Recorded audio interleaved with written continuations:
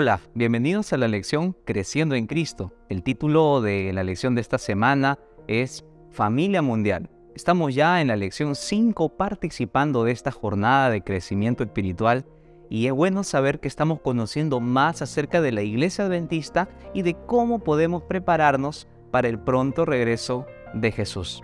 Esta semana hemos hablado acerca de un tema muy importante para la vida cristiana. Hemos hablado acerca de la mayordomía cristiana. Y hoy vamos a repasar algunos conceptos que hemos podido estudiar durante estos días. Mayordomía es un estilo de vida. Es el estilo de vida de la persona que adora al Señor y administra los recursos de Dios y actúa como su mayordomo en este mundo de pecado. Dios nos ha llamado a tener una relación profunda con Él. Esta relación fue estipulada por Dios en el Edén cuando le dio autoridad a Adán y a Eva para que ellos puedan administrar los recursos de Dios y todo lo que Él había creado en este mundo. Como sabemos, esa relación se rompió con la entrada del pecado. Antes de que cualquier cosa existiera, Dios existía. Él es dueño de todo. Él estuvo antes de Adán. Él estuvo antes de todas las cosas que se crearon. Dios proveyó de los recursos para que el hombre los pueda administrar con sabiduría. Dios es autosuficiente. Él no tiene inicio y no tiene final. Nuestro papel es hacer la voluntad de Dios. Nuestro papel es cuidar lo que Dios pone en nuestras manos. A fin de que nosotros podamos aprender a administrar los recursos de Dios, Dios nos da la oportunidad de trabajar con Él día a día. Él desea que nosotros podamos administrar lo que es de Dios como si fuese de nosotros mismos. Cuando hacemos un análisis del Antiguo Testamento y analizamos la palabra dominar, el verbo dominar usado en Génesis 1:28 para describir el trabajo que fue encomendado al hombre, es utilizado en el Antiguo Testamento para designar el poder de un monarca sobre un pueblo. En Génesis, este poder concedido a la humanidad es el poder que Dios nos da a nosotros. Es decir, somos comisionados a gobernar la creación como un rey benevolente, actuando como representantes de Dios en esta tierra. Lamentablemente, con la entrada del pecado, el concepto de dominar fue trastocado y el sentido de cuidar y ser responsable que tenía el verbo dominar se debilitó. Deberíamos de entender de que Dios nos ha llamado a que podamos cuidar con cariño, con amor y cuidado todos los recursos que el Señor dispone para nosotros. Hoy en día, la palabra dominar tiene el énfasis o el significado de opresión y destrucción. Afortunadamente, Dios restauró la relación divino-humana y vino a recuperar lo que se había perdido producto de la entrada del pecado.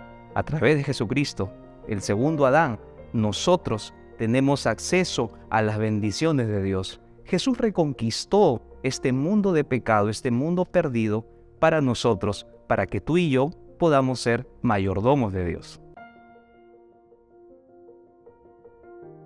Hablemos de la administración y misión de la iglesia.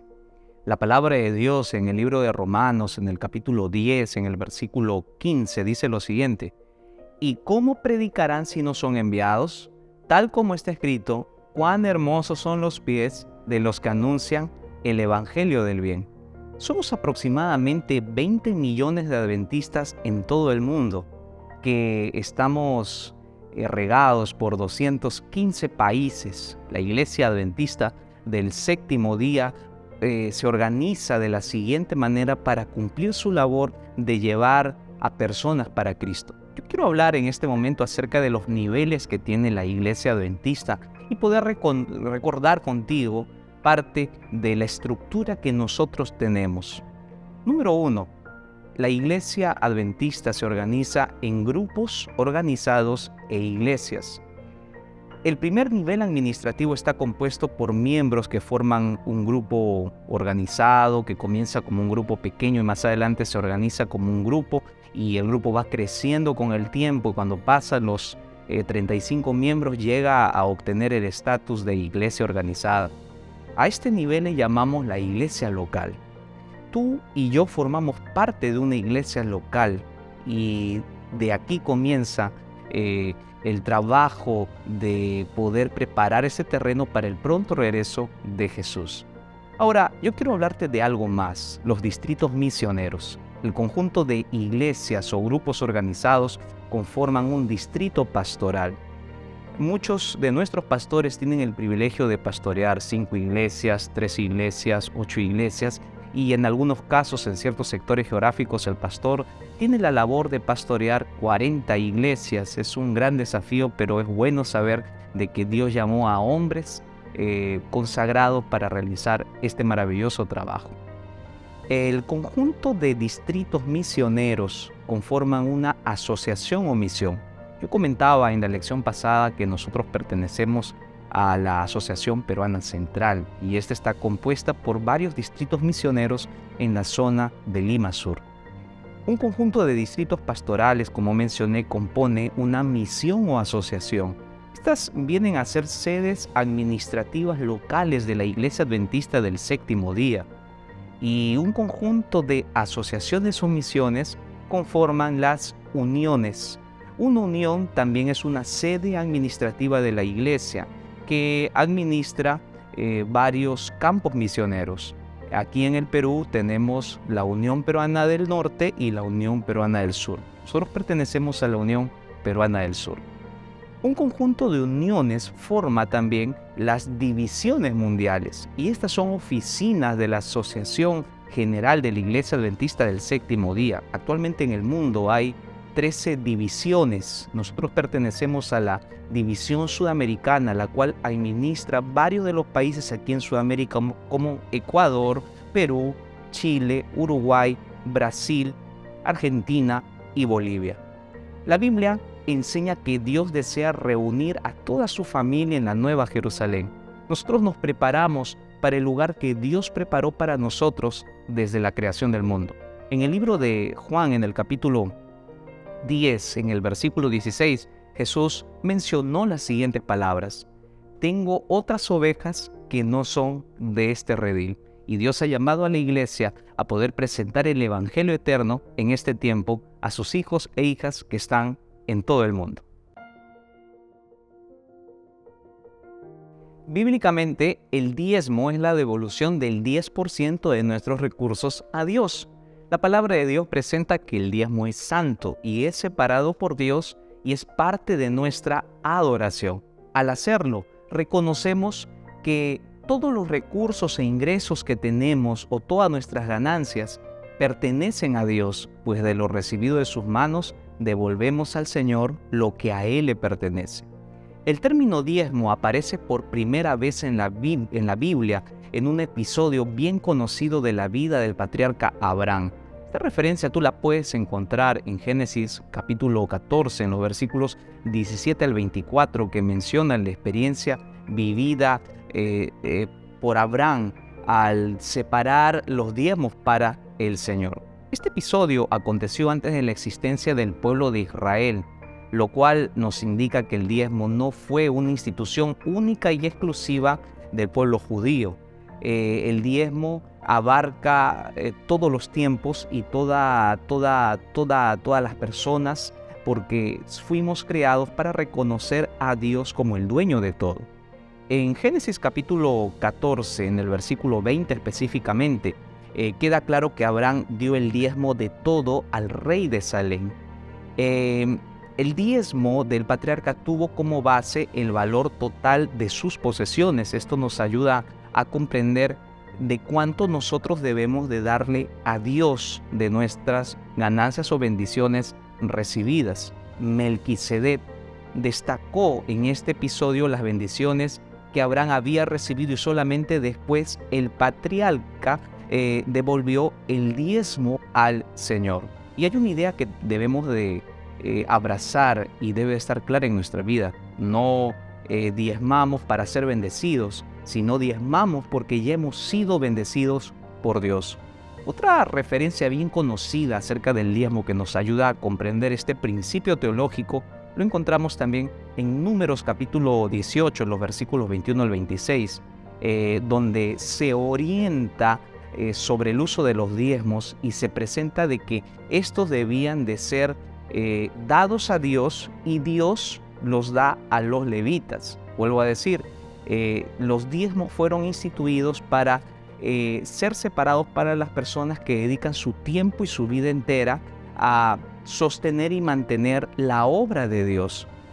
No damos los diezmos a los levitas o a los sacerdotes o a los pastores.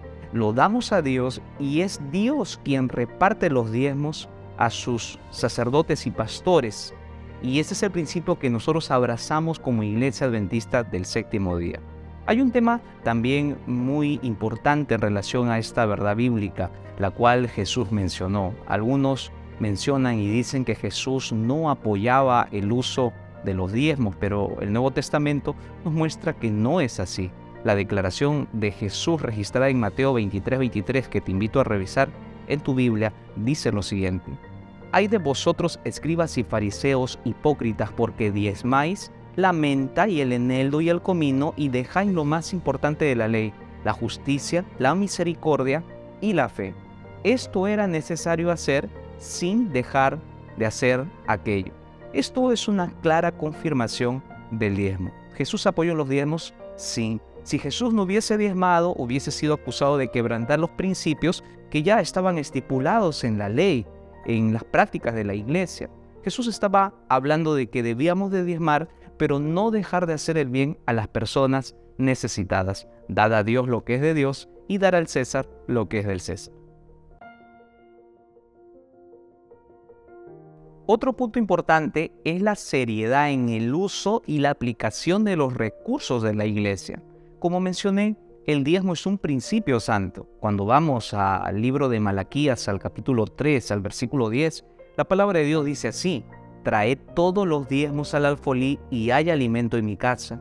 Y probadme ahora en esto, dice Jehová de los ejércitos, si no os abriré las ventanas de los cielos y derramaré bendición hasta que sobreabunde».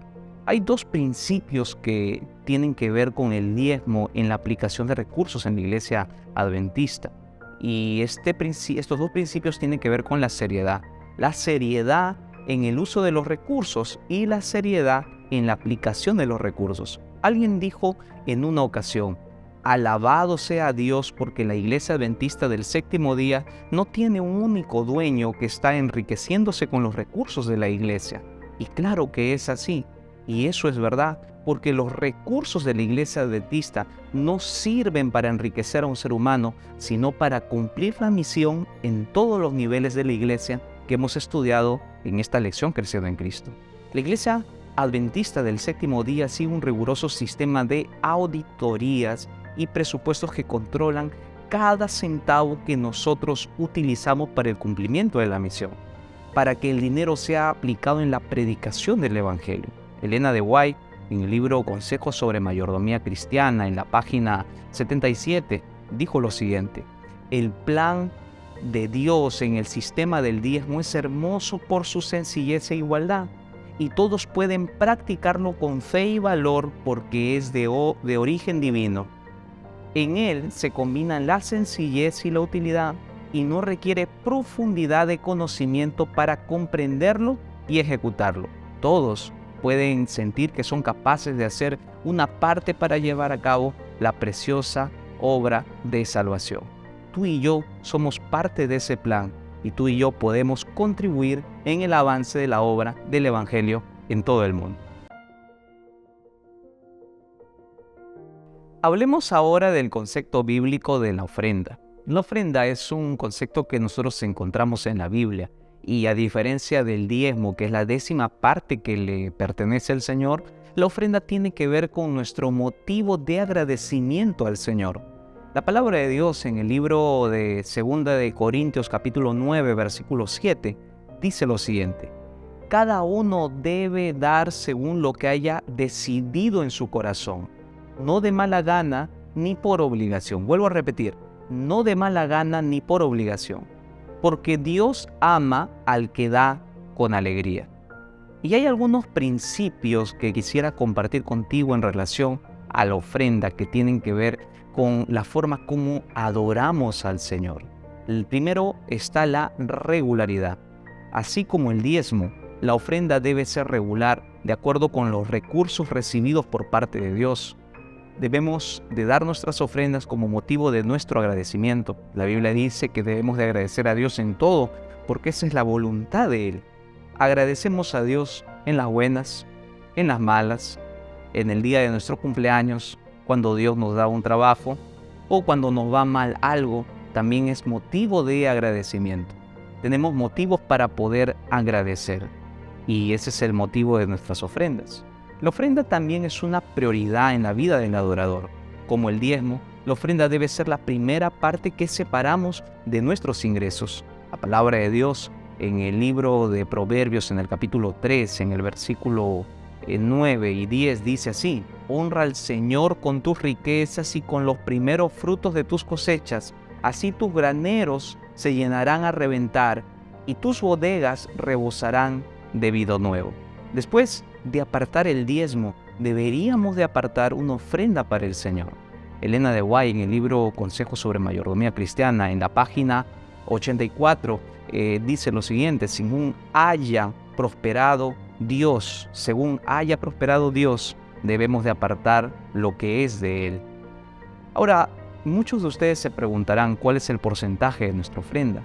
La ofrenda debe ser devuelta con base de un porcentaje elegido por el ofrendante o elegido por el adorador. Yo te desafío a poder coordinar con tu familia o tomar una decisión con Dios de dar una ofrenda proporcional y regular. ¿Por qué no decir al Señor: te voy a adorar con el 5% de mis ingresos? Porque yo quiero hacer un pacto contigo, yo quiero trabajar contigo, Señor, porque entiendo que tú me estás bendiciendo. El 10% es el diezmo, pero el porcentaje de la ofrenda es un porcentaje personal que nosotros le damos a Dios, así como puede ser un 1%, un 2%. Eso tiene que ver con la gratitud que hay en el corazón de uno. ¿Cómo se utilizan las ofrendas? El 60% de la ofrenda tiene que ver con el dinero que se queda en la iglesia local, en la iglesia donde tú perteneces. Ese dinero se utiliza para los mantenimientos de la iglesia y para las necesidades de la iglesia local. El 40% es destinado a las necesidades de la predicación del evangelio en otras partes del mundo. Por lo tanto, cuando usted da su ofrenda, también está apoyando proyectos en otras partes del mundo que tienen necesidad de recibir recursos para el avance de la obra de Dios. Todo esto que hemos ido aprendiendo tiene que ver con cómo nosotros adoramos a Dios, pero ahora, ¿cómo lo podríamos practicar? Te pongo un caso práctico.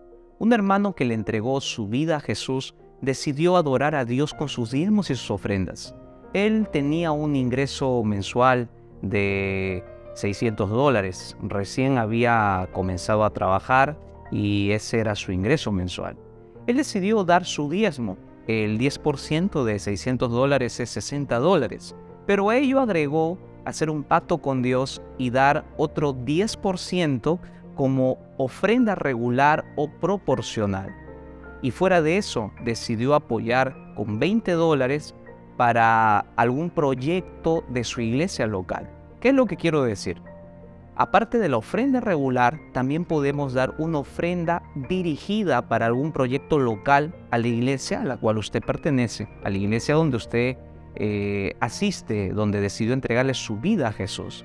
En la hoja confidencial que usted recibe cuando va cada sábado a la iglesia, a usted le van a dar un sobre. En ese sobre usted va a recibir una pequeña hoja. En esa hoja usted encontrará allí los siguientes detalles: nombre, ahí coloque su nombre, su DNI, y va a encontrar algunos detalles más en la información que usted tiene que llenar. Primero, el diezmo que usted tiene que darle al Señor, en este caso de $600 es $60, la ofrenda regular o proporcional que usted puede decidir de manera individual, 1%, 2%, de acuerdo a cómo usted quiere adorar al Señor, cómo se siente bendecido o cómo está su corazón, porque Dios ama al dador alegre. Y en esa misma hoja confidencial usted va a encontrar una parte que dice proyecto local. A eso nosotros le llamamos una ofrenda dirigida para un proyecto específico de la iglesia. Digamos que la iglesia necesite comprar un proyector o un nuevo equipo de sonido, o que la iglesia necesita comprar nuevas sillas y mesas para los niños. Consulte usted cuáles son los proyectos locales de su iglesia local y usted puede pactar una ofrenda dirigida. Dicho sea de paso, esa ofrenda dirigida, el monto se queda el 100% en la iglesia local. La palabra de Dios en Levítico, en el capítulo 27, en los versículos 30 y 32 dice así: y el diezmo de la tierra, así de la simiente de la tierra como del fruto de los árboles de Jehová es cosa dedicada a Jehová, y si alguno quisiere rescatar algo del diezmo, añadirá la quinta parte de su precio por ello. Y todo diezmo de vacas o de ovejas, de todo lo que pasa bajo la vara, el diezmo será consagrado a Jehová. La ofrenda regular es entregada al Señor de corazón. El diezmo le pertenece a Jesús. Comencemos a trabajar con Dios. Permitamos de que Él nos permite cosechar las bendiciones de adorarlo. La Biblia dice que Él abrirá las ventanas de los cielos y derramará bendición hasta que sobreabunde. Elena de White, en el libro Consejos sobre Mayordomía Cristiana, dice así: cada uno dé como propuso en su corazón, dé con alegría, con gozo y con el corazón. Dios pueda bendecirnos y que Él pueda utilizarnos para el avance de su obra. Hemos llegado al final de la lección Creciendo en Cristo, y es bueno saber de que el Señor está preocupado en nuestras finanzas. Yo quiero compartir contigo algunos consejos que nos ayudarán a poder administrar correctamente los bienes que Dios ha puesto delante de nosotros. En el libro de Mateo, en el capítulo 25, en el versículo 23, la palabra de Dios dice lo siguiente: su Señor le dijo: bien, siervo bueno y fiel, en lo poco fuiste fiel, sobre mucho te pondré, entra en el gozo de tu Señor. Muchas veces nos sentimos satisfechos no porque tenemos todo lo que nos gustaría tener, sino porque somos agradecidos por las bendiciones recibidas por parte de Dios. Hay quienes les gusta decir: para ser feliz necesito tener la mejor ropa, o necesito adquirir los mejores aparatos digitales. Y eso es lo que nos enseña la sociedad consumista en la cual nosotros vivimos. Decimos: me gustaba el carro que teníamos en la familia, pero vi el nuevo modelo en la concesionaria y ahora deseo ese nuevo modelo. O me gustaba mi ropa hasta que vi la nueva tendencia o moda que se está promocionando en la sociedad en la cual vivo. No te dejes engañar por lo que te ofrece la humanidad o la sociedad. Eso demuestra cuán vacíos estamos. A veces pensamos que si tuviéramos un poco más, todo andaría bien. Sin embargo, nuestra felicidad no puede ser alcanzada por medio de la acumulación de bienes materiales. Te quiero dar algunos consejos prácticos que te ayudarán a administrar correctamente tus finanzas. Primero, anota todos tus gastos durante el mes. ¿Cuántos de ustedes anotan sus gastos? Yo los invito a que ustedes puedan hacer un análisis de los gastos que ustedes tienen durante el mes. Y divídelo en tres partes. Número 1, gastos fijos que no pueden ser alterados. Por ejemplo, primero Dios, el diezmo, la ofrenda, el alquiler, las cuotas de alguna deuda que tienes, los impuestos que tienes que pagar, los gastos necesarios que tienen que ver con la alimentación, el pago del agua, de la luz, consultas médicas, el combustible. Y también tenemos los gastos no esenciales, en lo cual muchas veces nosotros gastamos todos nuestros recursos y nos olvidamos de los gastos más esenciales. Por ejemplo, paseos, dispositivos electrónicos y cosas que muchas veces no necesitamos, pero que la publicidad nos dice que necesitamos. Pronto Jesús vendrá por segunda vez, y Él vendrá para poder evaluar cómo administramos los recursos que Dios ha puesto en nuestras manos. Pidamos a Dios que nos permita ser buenos mayordomos de las cosas que Él nos provee. Si usted quiere ser un mayordomo, si usted quiere adorar a Dios, si usted quiere prepararse para el pronto regreso de Jesús y prepararse para escuchar las palabras, en lo poco has sido fiel, en lo mucho te pondré, entonces lo invito a orar. Gracias, Señor, porque nos amas. Gracias, Padre, porque podemos ver tu mano guiando nuestras finanzas y ayudándonos a quitar el egoísmo de nuestro corazón. Quisiéramos, Señor, tener la experiencia de adorar. Quisiéramos tener la experiencia de buscarte cada día. Quisiéramos invitarte a nuestro negocio, a nuestra casa, a nuestras finanzas, para poder experimentar los resultados, Señor, de una vida de comunión y fidelidad contigo. Bendice a cada uno de tus hijos. Oramos en el nombre de Jesús. Amén, Señor. Que Dios lo bendiga ricamente y nos vemos en la próxima lección, Creciendo en Cristo.